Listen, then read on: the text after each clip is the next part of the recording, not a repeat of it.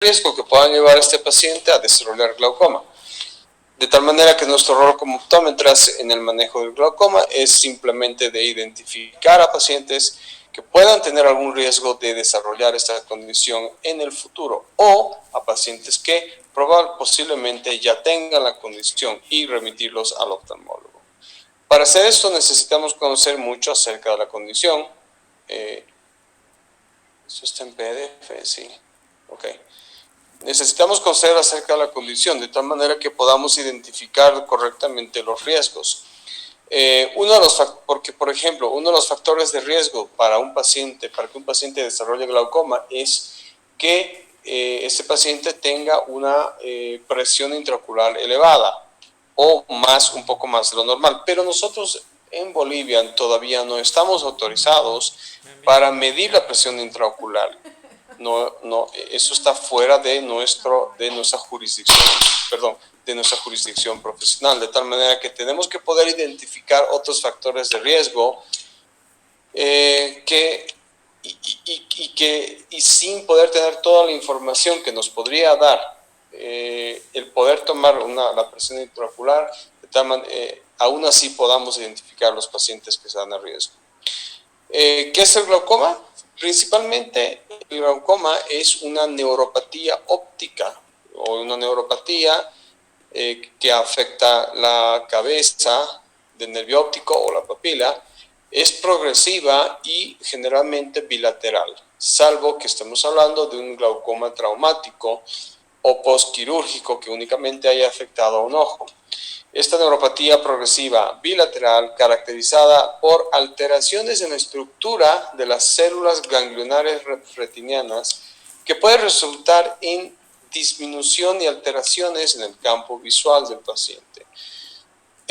No se olviden que la retina central, en el entorno de la mácula, es responsable por la visión central, pero la retina que está en torno a la mácula, alrededor de la mácula, es responsable por la visión periférica. Y es por eso que nosotros en glaucoma, el paciente con glaucoma inicia una pérdida visual de la visión periférica. Y el problema es que tal pérdida visual puede ser tan gradual, tan ligera, y además está situada en lugares del campo de visión en los que el usuario no percibe un cambio de visión. Y es por eso que esta enfermedad en un inicio es silenciosa, y ahí está el peligro, porque el usuario con glaucoma podría no tener ningún síntoma. Es por eso que nosotros tenemos que saber mucho acerca de esta enfermedad para poder detectar los riesgos de los pacientes, haciendo una evaluación del fondo de ojo y otras estructuras que nos ayudarán a determinar si hay un riesgo que amerite una remisión al oftalmólogo para una posterior evaluación de esta condición. Es importante que entendamos que antes de perder visión, el paciente ya empieza a tener notorios cambios en la estructura de las células retinianas, ganglionares retinianas, algo que se puede reflejar en la cabeza del nervio óptico.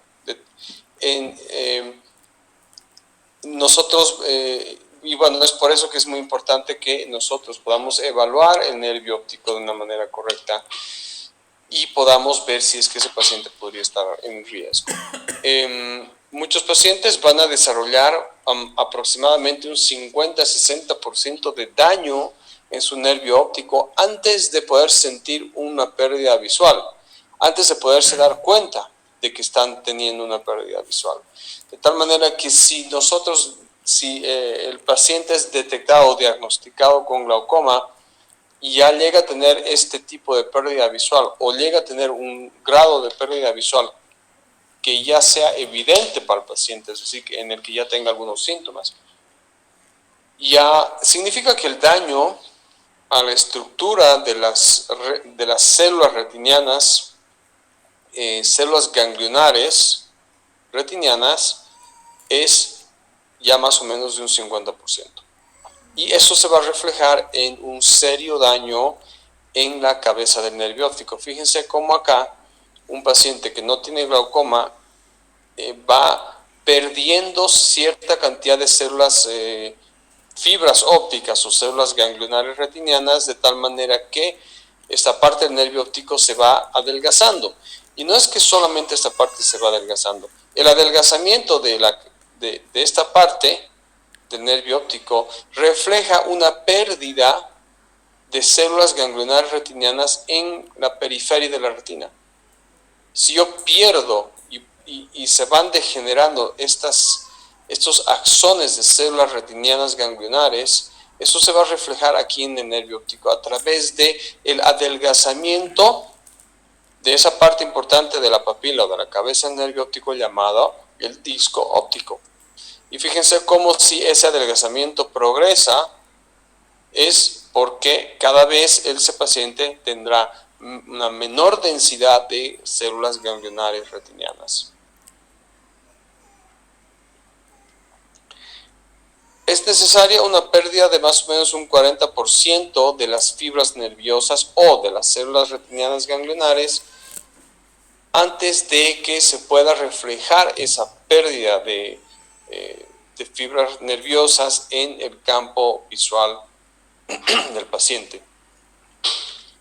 Fíjense acá cómo nosotros tenemos un espacio, este espacio que es un poquito más oscuro, justo donde está el cursor del mouse, delante de la flecha.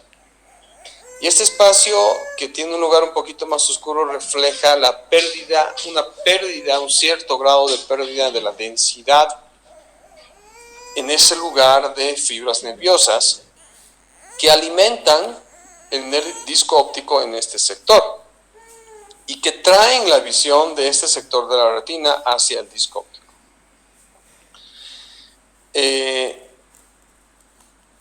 Podríamos incluso detectar nosotros, no solo en cambios en el nervio óptico, sino en cambios en la densidad de las fibras nerviosas, ya que aquí podemos ver un defecto en el que nosotros podemos apreciar un color más oscuro de la retina, y eso es porque se han perdido cierta cantidad de fibras nerviosas que reflejan menos luz, de tal manera que el resto de la retina se ve diferente porque refleja más luz, porque contiene una mayor densidad de fibras nerviosas.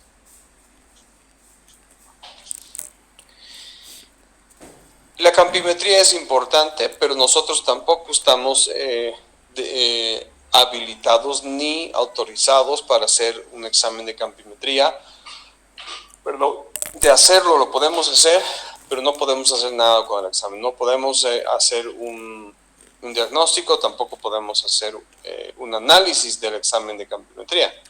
Pero el examen de campimetría visual lo que hace es detectar lesiones en el campo de visión del paciente, en los diferentes sectores del campo de visión del paciente. Pero estas lesiones ya ocurren después de que ese paciente ha tenido más o menos un 40% de daño a las fibras nerviosas. Es decir, si nosotros detectamos un paciente con este grado de daño en su campo de visión, sabemos que por lo menos ya tiene un 40% de la enfermedad avanzada. ¿Cuáles son los factores de riesgo que podrían decirnos y alertarnos que un paciente puede estar en riesgo de desarrollar glaucoma? Pacientes mayores de 40 años, ok, pero no significa que todos los pacientes con más de 40 años tendrán este riesgo. Tenemos que analizar este factor de riesgo en presencia de otras cosas. Y por ejemplo, una presión intraocular elevada, que una vez más les digo, eso es algo que nosotros no lo podemos considerar porque no lo podemos evaluar. Descendencia africana, cierto grado de descendencia africana, o una historial de glaucoma en la familia. Esto es muy importante. Consultar siempre a todos nuestros pacientes si hay algún historial de alguna enfermedad ocular en la familia, como por ejemplo degeneración macular o glaucoma, que son dos cosas que pueden ir irse saltando generacionalmente y pueden ir afectando a diferentes generaciones en las familias.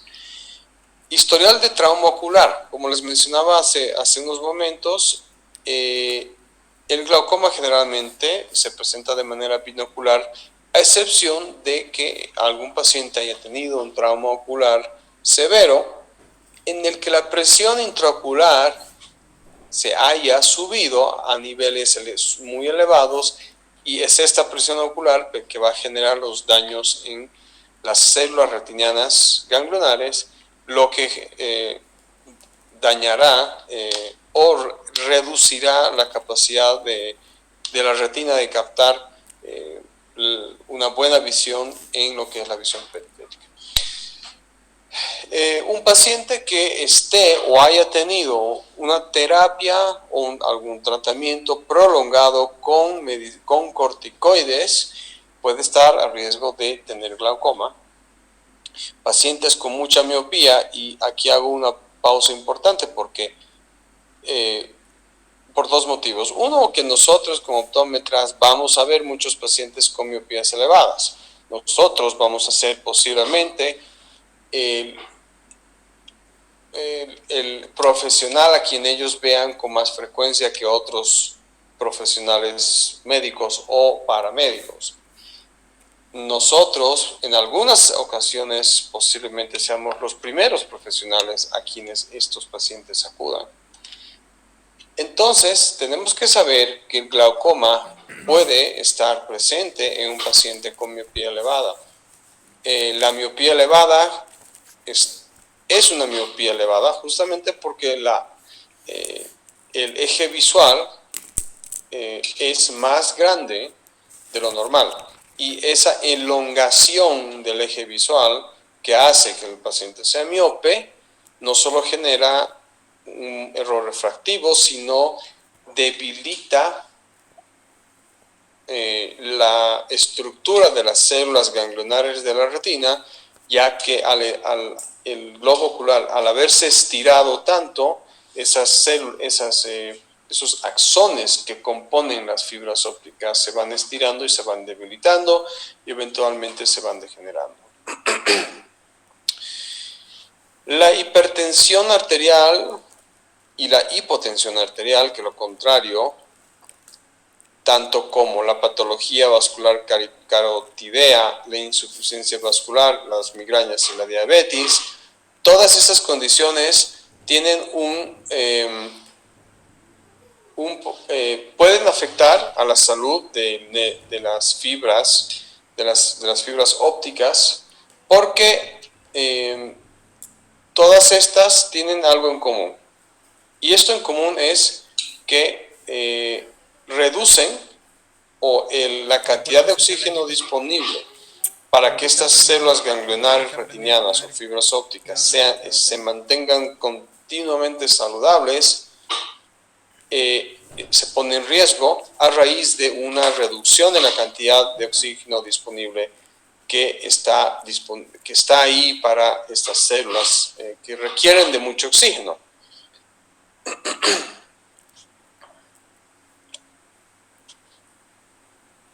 Bien. Antes de ver la clasificación,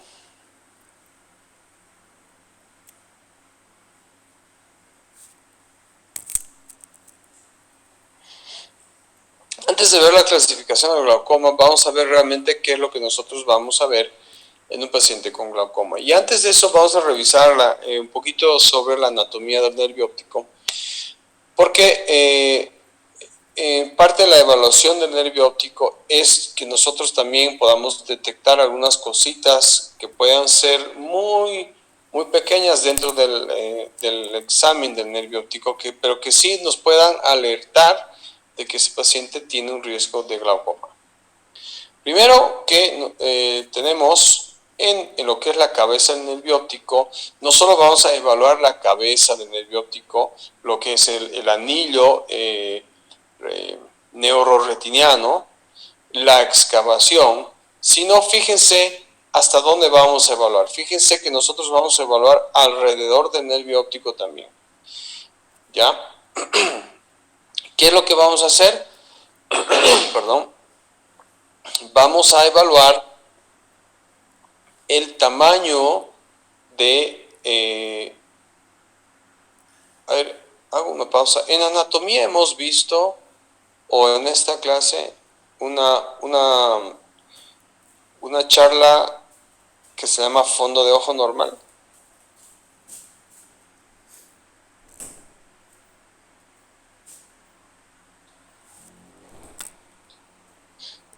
En anatomía, si no me equivoco. Sí, donde ahí hemos visto un tema de cómo hacer una evaluación del nervio óptico. Y es importante que nos podamos acordar eso porque, obviamente, ¿cómo vamos a poder detectar anormalidades dentro de en cualquier parte del globo ocular si primero no sabemos cómo es que se ve lo normal? ¿No es cierto? Entonces, ¿qué es lo que vamos a ver nosotros en un paciente que tenga glaucoma?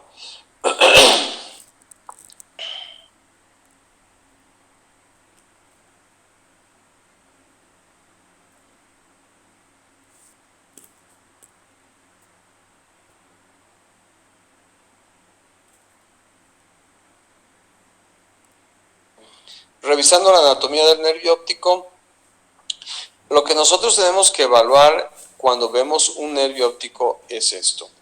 Es, primero, el tamaño, ¿sí?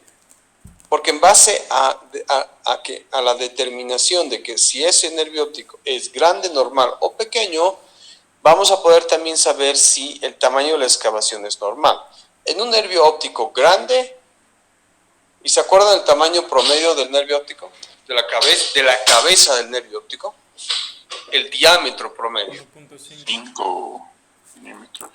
1.5 milímetros es el tamaño promedio. ¿Ok? Ahora,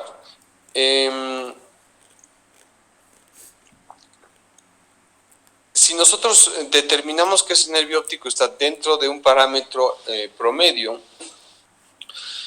porque en ojos miopes, por ejemplo, la cabeza del nervio óptico, la papila es más grande. En ojos hipermétropes, la cabeza del nervio óptico es más pequeña. ¿Y qué es lo que varía? En realidad lo que varía es este espacio de acá, ¿sí? Es este orificio a través del cual pasan las fibras ópticas hacia atrás para formar el nervio óptico. ¿Entiende? Entonces, en un ojo hipermétrope, este espacio es más pequeñito. De tal manera que el anillo neuroretinal también es más pequeño. La excavación también es más pequeña. La excavación realmente representa esto de aquí. ¿Ya? Es decir, esta parte que es más amarilla, tiene un color más pálido que el resto del anillo neuroretinal, determinada como la excavación es más pequeña. Y un paciente que tiene miopía, entonces, como por ejemplo este paciente, donde sí realmente vemos que el nervio óptico es más grande, este espacio de aquí, de acá hasta acá, es más grande. Hay un mayor espacio para que las células ganglionares retinianas atraviesen, salgan hacia la parte posterior del globo ocular y a formar el nervio óptico. Entonces es normal que en estos pacientes con miopía, que tienen una longitud axial mayor, es decir, y este espacio es más grande, que el espacio del anillo neuroretinal también sea más delgado, ¿sí? Esto viene a ser, este diagrama viene a ser lo que sería un ojo promedio, ¿ya? Esto vendría a ser lo que es un ojo un poquito más pequeño. Y lo que tenemos que hacer es evaluar esa relación de tamaño que tiene el diámetro total del nervio óptico, es decir, de aquí a aquí nosotros tenemos un diámetro que no es necesario que le asignemos un valor, no es necesario que digamos esto tiene 1.1 milímetros, 1.2 milímetros. ¿Por qué? Lo que simplemente tenemos que hacer es asignarle un porcentaje. ¿Qué porcentaje tiene el círculo del centro, que viene a ser la excavación, versus el diámetro total de la papila o de la cabeza del nervio óptico. Y en el diagrama estamos en un 50%. En esta fotografía yo diría que estamos un 35%. Es decir, este círculo que viene a ser la excavación tiene un 35% del diámetro total, que viene a ser desde acá hasta acá. Y en este otro ejemplo, yo diría que tenemos un 75 a 80%. ¿Ya? Ahora, ¿qué es lo que pasa en un paciente con glaucoma? Como este diagrama se los indica,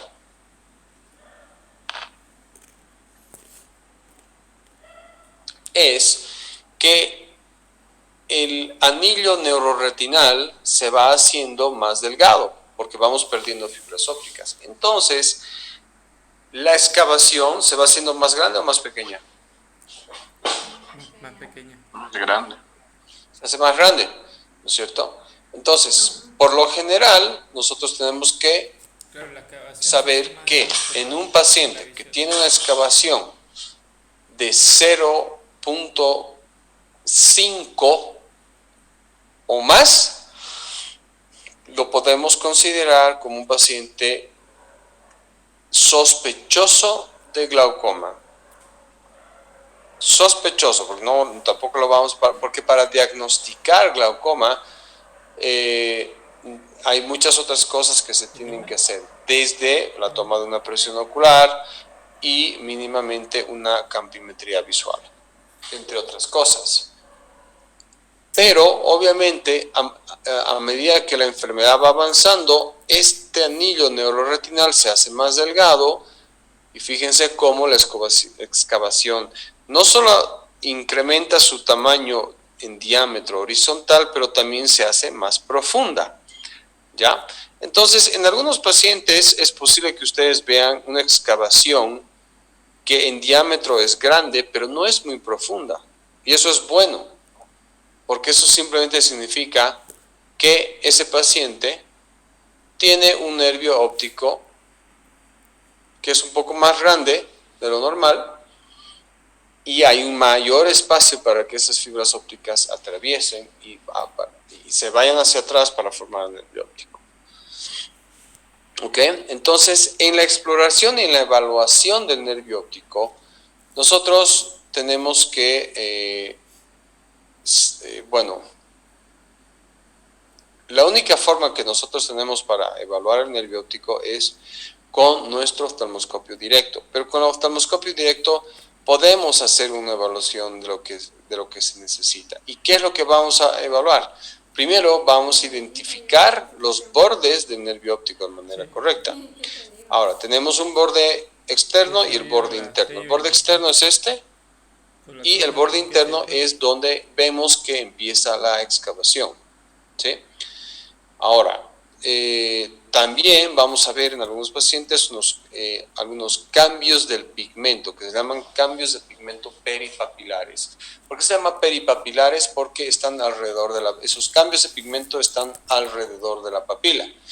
Y estos cambios en el color podrían hacernos más difícil el poder identificar los bordes del anillo neuroretinal, ¿sí?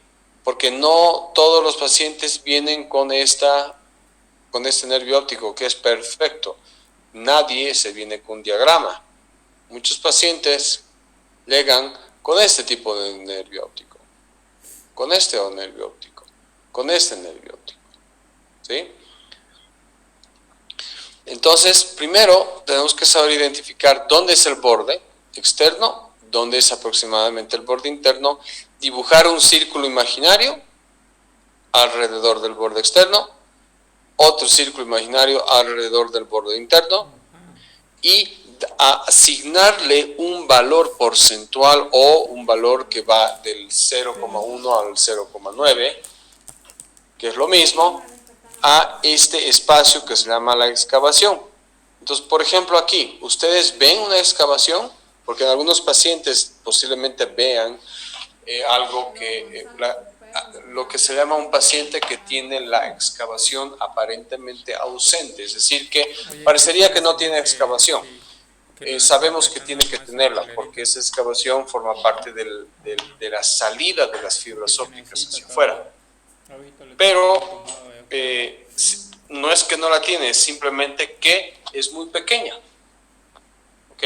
Entonces, ¿qué valor le asignarían ustedes aquí a la excavación de ese nervio óptico? ¿Dónde está el cursor del mouse? Un 40%, 30%. Y yo le asignaría más como un 10%. Fíjate dónde, o sea, está como que aquí recién se podría apreciar ese borde. Aquí, por ejemplo, Ahí sí un 30-40, yo lo veo. ¿cierto? Y acá, 50-60, puede ser. sí, más o menos un 50, sí. Entonces, lo que tenemos que hacer es medir y documentar primero el tamaño del nervio óptico, o sea, no, como les digo, no lo vamos a medir exactamente, pero le vamos a asignar un valor. Ahora, con el oftalmoscopio directo sí podemos medir el tamaño del nervio óptico, porque el oftalmoscopio directo tiene un setting, un radical que proyecta unos círculos dentro del nervio óptico y ustedes pueden ver el diámetro del nervio óptico. En ojos normales, el tamaño de la excavación es proporcional al tamaño del nervio óptico, es decir, en un nervio óptico que es pequeño, la excavación tiene que ser pequeña. Y en un nervio óptico grande, fíjense la diferencia entre este y este nervio óptico. ¿Qué porcentaje o valor a esta excavación le darían ustedes? Como un 20% más o menos, 25%. ¿Y qué porcentaje le darían al tamaño de esta excavación? Un 50 por lo menos. Más o menos un 50, correcto, pero fíjense cómo este nervio es como, no sé, un 70% más grande que este, ¿no es cierto? En términos generales, este nervio óptico es más grande. Bueno, entonces no solo vamos a evaluar el tamaño de la excavación, ¿ya? Sino, como les decía en esta diapositiva, vamos a evaluar también lo que nosotros vayamos a percibir alrededor del nervio óptico. Y en ese sentido, vamos a ver algunos ejemplos, porque tenemos que evaluar no solo el nervio óptico, sino las fibras nerviosas que están inmediatamente después del borde del anillo de neuroretinal. ¿Sí? Y fíjense cómo aquí, por ejemplo, nosotros tenemos un reflejo. Bueno, mejor lo veamos como un espacio que se ve más o menos como el halo de un cometa. Y este espacio es más oscuro que el resto, ¿verdad? Incluso aquí, donde no tenemos este error de fotografía, incluso aquí nosotros podemos ver un color diferente a este color, donde este color es más oscuro, y como les decía anteriormente, este color que es más oscuro significa, es más oscuro porque en este sector la retina refleja menos luz, ¿ya? Y como refleja menos luz, más allá de que tenga luz, ¿qué otras cosas observan acá? Ustedes, estos puntitos rojos, ¿los ven? Sí. ¿Sí o no? Sí, sí. ¿Qué podría significar esto aquí? Tal vez diabetes. ¿Perdón? Diabetes. Correcto. Retinopatía diabética es típico de retinopatía diabética. ¿Ok? Bueno, entonces sí, seguimos avanzando. ¿Es notorio acá que el color es más oscuro? ¿Sí? Y es más oscuro porque la retina refleja menos luz. Y refleja menos luz porque ¿Cuál es la capa? ¿Cuál es la capa en la retina que refleja luz? La última, es decir, la primera que está en contacto visual nuestro, que es la capa de células ganglionales retinianas que transmiten impulsos eléctricos a la corteza visual, ¿sí? Y entonces, si nosotros vemos que hay un sector como este acá, que es más oscuro que el resto, sabemos que aquí estamos empezando a tener cierto grado de daño a estos axones de células nerviosas o de fibras ópticas.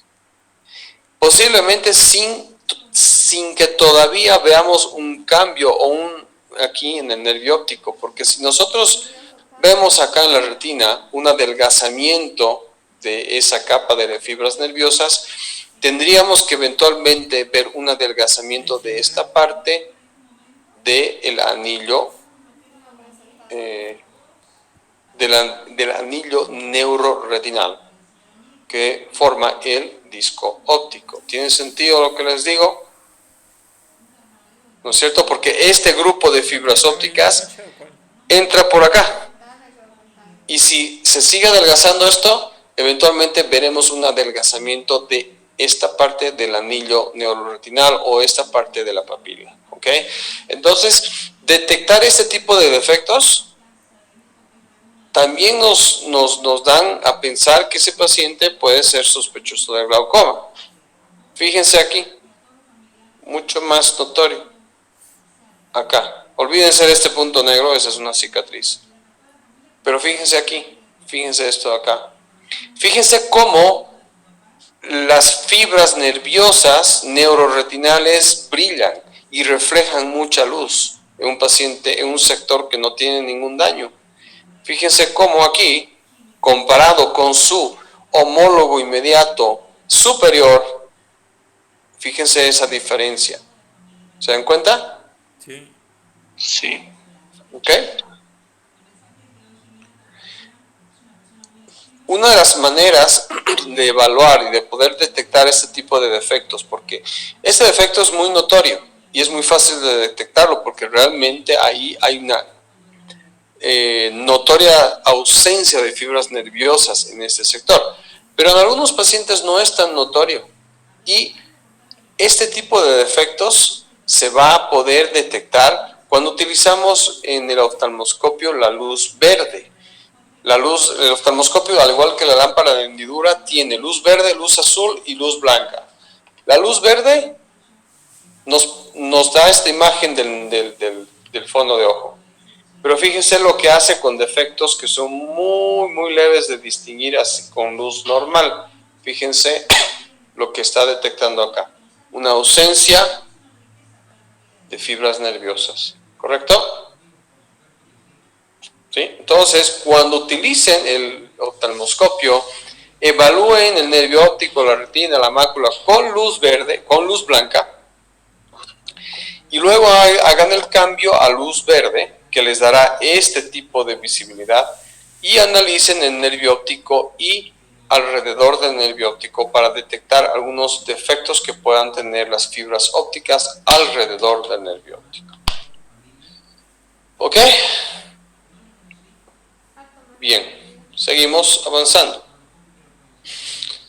Vamos a evaluar el grosor del anillo neuroretinal en 4 diferentes cuadrantes: superior, inferior, nasal y temporal. Superior, inferior, nasal y temporal.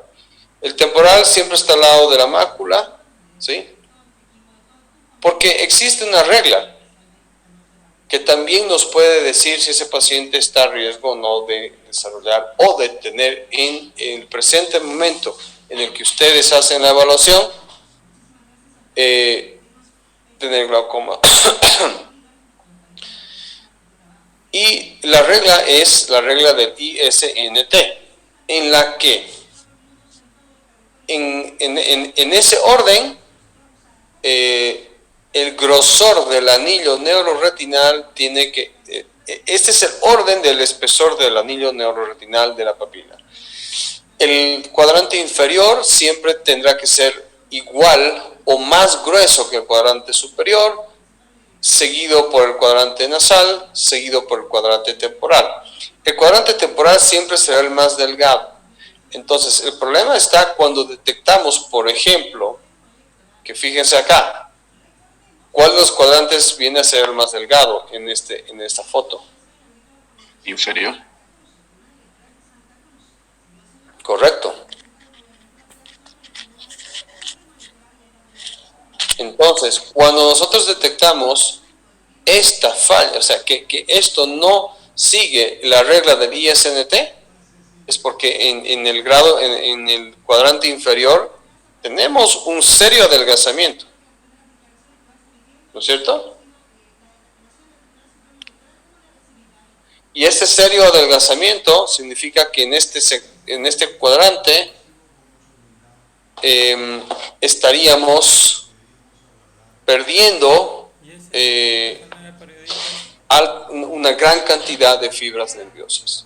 ¿Okay? Y esto se va a reflejar, obviamente, en una pérdida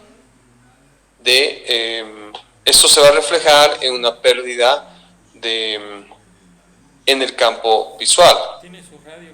¿Ok? Bien. Entonces, lo que vamos a hacer es identificar esos cambios anatómicos en el nervio óptico. Y esos cambios anatómicos son a los que yo le llamo cambios estructurales. Los cambios en visión, ¿sí? Los cambios de visión vienen a ser cambios en la función de los ojos, de la visión. Pero los cambios estructurales son esos cambios que realmente empezamos a ver nosotros de acuerdo a los cambios anatómicos. ¿Okay? Una excavación de 0,5 o más tiene que ser sospechosa, salvo que, como por ejemplo en este paciente, podríamos determinar que este es un 0,5, 0,55 o 0,6, pero estamos hablando de un nervio óptico que es muy grande también, entonces eso es normal.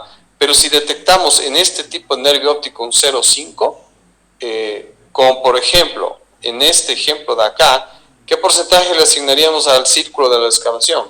Quizás yo diría un 0,5, pero estamos hablando de un nervio óptico que es pequeñito, donde se nota que la excavación, este borde antes estaba acá, y fíjense todo lo que se ha perdido. ¿Sí? Entonces vamos a hacer esa evaluación anatómica de el tamaño total del nervio óptico y vamos a evaluar el tamaño de la excavación y le vamos a asignar un porcentaje a el tamaño de la excavación, pero no solo el porcentaje en relación al tamaño horizontal, sino también en relación al tamaño vertical. ¿Por qué? Porque si el tamaño la relación vertical es más grande que la relación horizontal, ¿qué significa? Que estamos justamente perdiendo parte del anillo neuroretinal en la parte inferior, donde la excavación vertical es de un 0.5 y la horizontal es de un 0.4, por ejemplo. Lo lógico es que la excavación sea, si es 0.4 o 0.5, sea 0.5 horizontalmente y también 0.5 verticalmente. Pero si como en este paciente nosotros detectamos que horizontalmente yo tengo un 0.4, pero verticalmente tengo un 0.6, ¿por qué? ¿Qué significa? Que en la parte superior y la parte inferior, ese anillo neuroretinal se está haciendo más delgadito. Y esa determinación de que la excavación vertical es más grande que la horizontal es otro riesgo de que ese paciente pueda tener glaucoma. Entonces, si se fijan, a raíz de una detallada evaluación del nervio óptico, nosotros podemos detectar pacientes a riesgo sin ni siquiera tener la autorización para tomar la presión intraocular, algo que realmente nos ayudaría muchísimo, porque en algunos pacientes vamos a ver nervios ópticos totalmente intactos, pero de pronto habían tenido la presión intraocular de 23, que es ligeramente sobre lo normal, pero suficiente como para empezar a causar daños a las fibras ópticas en el fondo del ojo. Aquí tenemos otro ejemplo de una excavación muy profunda, ¿sí? ¿Cómo se dan cuenta que es muy profunda? Fíjense la trayectoria de este vaso sanguíneo, que en vez de seguir hasta aquí, la trayectoria hace esto y hace esto. Hace esto, fíjense, les vuelvo a mostrar. Fíjense cómo se pierde, ¿no es cierto? No ven la continuación de este vaso sanguíneo, como por ejemplo aquí, que ven esa continuación y levemente se va entrando hacia adentro. Aquí tienen, es como que ahí es como una montaña, es como que fuese una pared, un precipicio donde se mete drásticamente este vaso sanguíneo. Otro dato importante es la presencia de una hemorragia en forma de llama que esté presente en algún lugar que le pertenezca al borde del nervio óptico. Esto es un signo, una señal de que ese paciente está sufriendo serios daños vasculares al nervio óptico y que ese paciente está en riesgo de desarrollar glaucoma también. En conclusión, nuestro deber profesional es identificar a pacientes que tienen el riesgo para desarrollar glaucoma y pacientes con glaucoma que requieran la atención médica más rápida posible. ¿Por qué? Porque estos pacientes, porque el glaucoma es en la mayor parte del tiempo una enfermedad silenciosa y dos, una enfermedad que no tiene vuelta. Cualquier daño que se haya generado al nervio óptico y que haya causado una pérdida del campo visual es totalmente irreversible. Y si nosotros llegamos a ser parte de un paciente en quien no le hemos detectado glaucoma y ese paciente ha perdido la visión, seríamos responsables de algo muy serio, una pérdida visual en la que nosotros no tuvimos la capacidad de detectarlo a tiempo. Entonces es importante que ustedes detecten. Si no van a diagnosticar, no lo van a hacer, pero sí creo que es importante que puedan detectar ciertos factores de riesgo de tal manera que esos pacientes puedan acudir a un cuidado médico lo antes posible para que se les pueda tratar la condición y se pueda frenar el estado del glaucoma o por lo menos si es que no lo tiene glaucoma, hacer un seguimiento hasta estar seguro que ese paciente no tiene glaucoma. ¿Tienen algunas preguntas?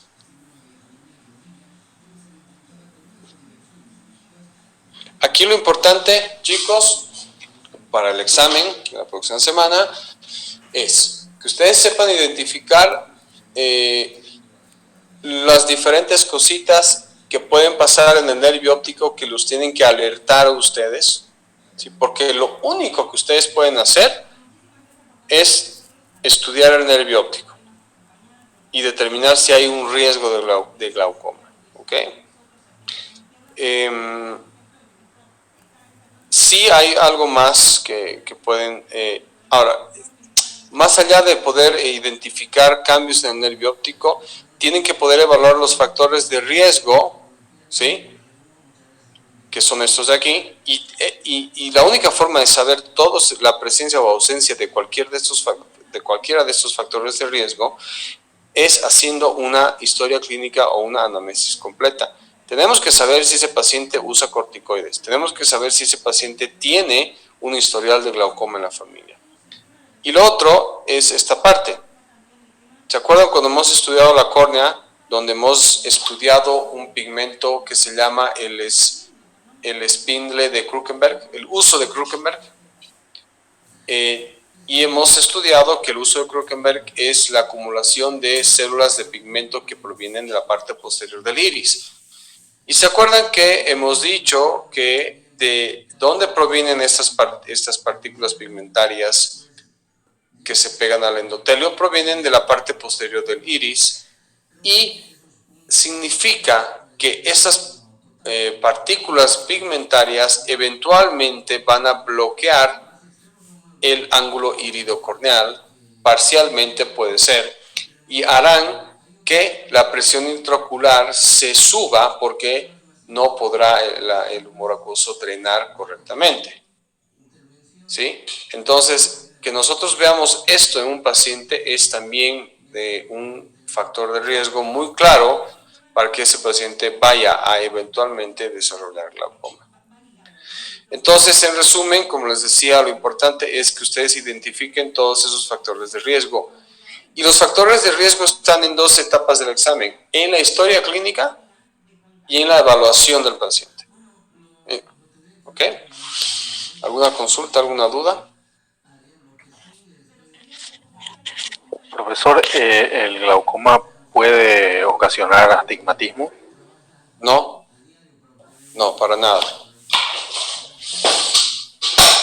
Gracias.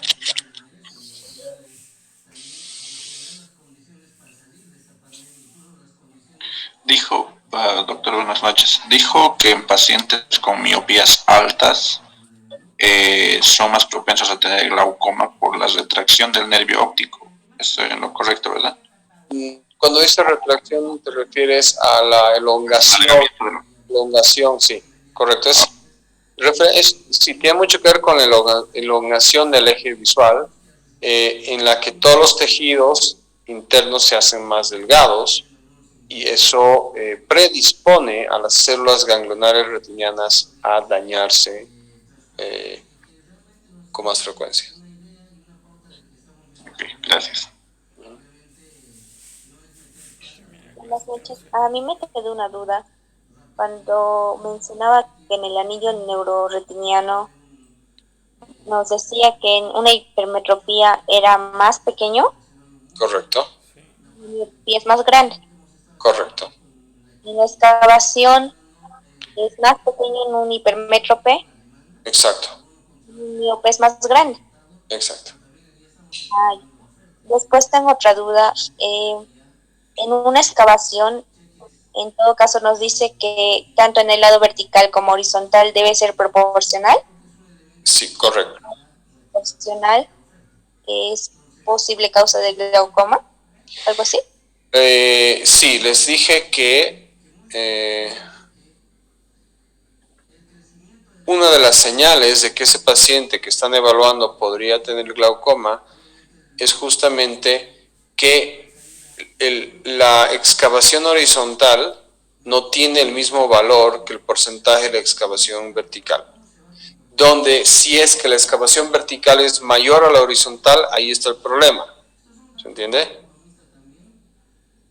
Pero este tiene un porqué. Si es que el anillo neuroretinal acá en la parte inferior y superior se está haciendo más delgado a raíz del glaucoma, entonces obviamente la excavación vertical se va a hacer más grande, va a ser más grande que la horizontal. Y los daños en glaucoma se van a dar primero en el anillo inferior y luego en el superior, antes que el anillo temporal y el anillo nasal. Entonces sí es importante ese detalle, porque ustedes posiblemente puedan detectar un glaucoma no leve, pero tampoco totalmente avanzado, por el simple hecho de detectar que la excavación vertical es un poco mayor a la excavación horizontal. ¿Se entiende ahora?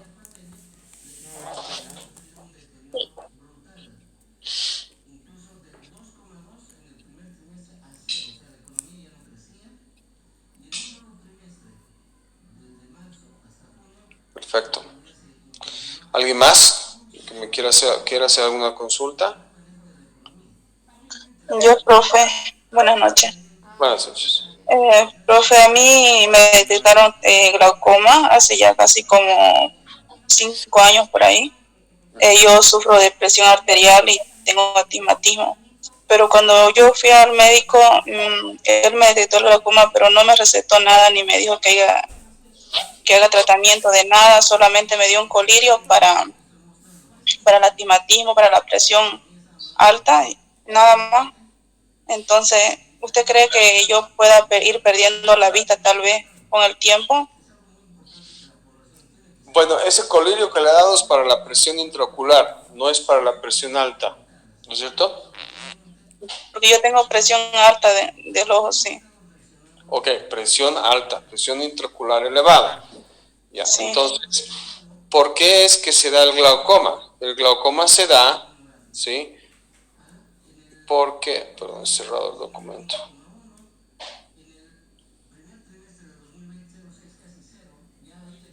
El glaucoma se da porque la presión intraocular, cuyo rango normal es de 10 a 21 milímetros de mercurio, es mayor a 21. Entonces, ¿qué pasa? La presión intraocular, que es más de lo normal, ejerce presión sobre las fibras retinianas en el polo posterior. Y esa presión adicional, que el ojo no la puede soportar, genera daños en las células retinianas ganglionares. Entonces, ¿cuál es el tratamiento del glaucoma? Es reducir la presión intraocular. ¿Se entiende? Entonces, las gotas que tú tienes para reducir tu presión intraocular son el tratamiento no para eliminar el glaucoma, sino para detenerlo. ¿Se entiende? Porque si tú tienes una presión intraocular elevada que va presionando en todo lado dentro del globo ocular y esa presión daña las fibras ópticas en el polo posterior, el reducir la presión ocular libera esa presión y el daño se frena. Ahora, en algunos pacientes el daño se frena totalmente y en otros pacientes el daño continúa, pero a un ritmo muy leve, ¿ya? De tal manera que yo no te podría decir si tú vas a seguir perdiendo visión o no. Lo que sí te puedo decir que el tratamiento que te ha dado es realmente el único tratamiento que existe por el glaucoma y está bajo el principio de reducir la presión intraocular para reducir ese daño que se ejerce a las células retinianas ganglionares a raíz de una presión intraocular elevada. Y es importante que tú utilices tu colirio, que es para la presión intraocular, todos los días sin fallar. Y dos, que no porque lo estés usando significa que está todo controlado. Tú tienes que ver a tu oftalmólogo cada 3 meses o cada 4 meses. Porque hay veces que los colirios para controlar la presión intraocular dejan de funcionar en algunos pacientes y el médico tiene que cambiarte a otro que te funcione. Lo importante es mantener tu presión intraocular normal. Ahora, el otro tema es que tú casi nunca sabrías si es que tienes una presión intraocular elevada, salvo que tu presión intraocular esté extremadamente elevada y te genere un dolor ocular. Pero si tu presión ocular está en 25, que es más o menos 4 puntos por encima de lo normal, tú no vas a tener ninguna molestia, nunca. Es decir, y ahí está el peligro, que tú no vas a sentir molestias, pero internamente estás teniendo problemas. Entonces sí es importante que siempre uses tu medicamento, nunca lo dejes usar y siempre tengas consultas frecuentes con el médico para que el médico evalúe si la gota o el colirio está funcionando y si no estás teniendo más daño de lo que ya has tenido. Está bien, profe, gracias.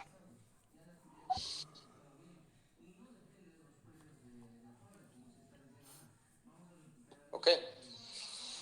Si no tenemos más preguntas, acabo de pasarle la presentación a la licenciada para que puedan estudiar para el examen el próximo lunes.